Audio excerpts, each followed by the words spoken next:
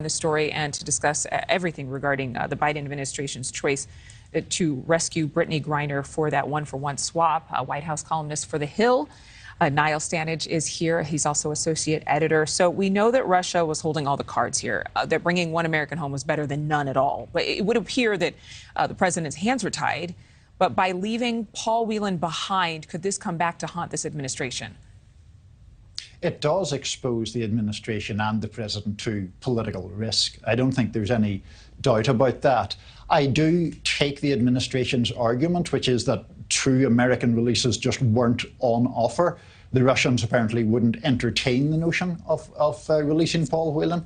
But from a political perspective, to bring Brittney Griner home is clearly a good thing. To leave Paul Whelan behind, clearly a bad thing. And does, I think, open the Biden administration up to charges of weakness or not getting as good a deal as people might think they should have done. Yeah, a deal that really, it seemed that we got the short end of the stick of to some people. But you wrote about this in your recent article for The Hill, that this decision poses some big political risks. Besides not being able to rescue Whelan, what else could be complicated?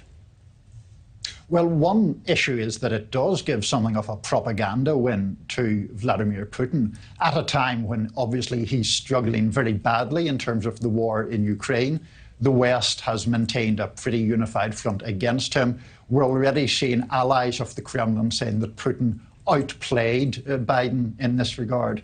The other thing is that this inevitably is seen through the partisan lens that everything in this country is seen through. So we have witnessed quite a lot of criticism, excuse me, from Republicans of Democrats, of the president's stance on this topic. So it seems to me it will inevitably become politicized. And what else is politicized is the information we heard earlier about the arms dealer, Viktor Bout, being exchanged for a professional women's basketball player, and the high level of criminal that Bout is compared to the minor offense that Brittney Griner was charged with. So, I mean, really, do you think that people in President Biden's base are going to be critical of that decision at all?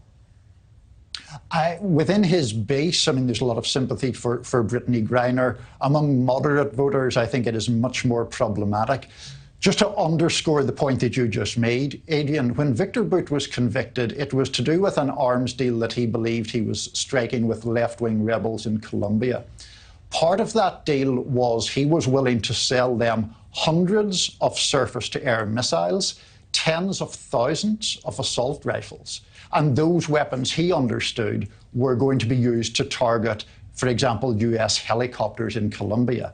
I mean, that is just in a different league. It's on a different planet to Brittney Griner's offense. And I think that is why a lot of Americans look at this deal and think, it's a one-for-one swap. Literally, it's two people, but it's not. There's very little parity in terms of the actual offenses. And we still have yet to see what this will mean down the road as he returns to Russia. No doubt this is going to be an interesting next chapter between U.S. and Russia relations. Thank you, Niall. We appreciate it. Mitch, this story. Thank you for watching. Go to newsnationnow.com to find News Nation on your television provider. And don't forget to click the red subscribe button below to get more of News Nation's fact-driven, unbiased coverage.